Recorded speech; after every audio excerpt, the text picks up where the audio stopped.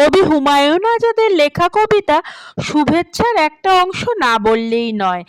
ভালো থেকো মেলা আর ছেলেবেলা, ভালো থেকো।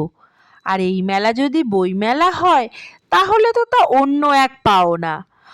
আজ ছেলে মেয়েকে সঙ্গে নিয়ে এবং আরও একটি বন্ধুর পরিবারের সঙ্গে বেরিয়ে পড়েছিলাম কলিকাতা আন্তর্জাতিক বইমেলায়।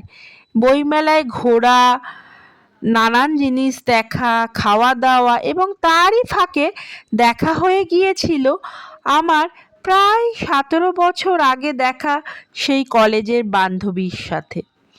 সবটাই বলবো, খুব ভালো কাটলো জানেন তো সারাটা দিন। বই কেনা, বই দেখা, তবে এবার একটু অন্যরকমই হলো। বাচ্চা দুটোকে নিয়ে গেছি তো, ছেলে মেয়ের এবার প্রথম কলিকাতা বইমেলায় যাওয়া, তাই ওদের পছন্দের স্টলগুলো ঘুরতে, ওখান থেকে ওদের পছন্দের জিনিসগুলো কিনতে কিনতেই যেন সময়টা কতটা কেটে গেল বুঝতেই পারলাম না। নিজে দু একটা ছবিও তুলেছি আনন্দ করে। খুব ভালো কেটেছে দিনটা। আর নিজের সেই ছোটবেলাটাকে ফিরে ফিরে পেতে বারে বারে ইচ্ছে করছিল। বান্ধবীর সাথেও খুব ভালো সময়টা কাটলো।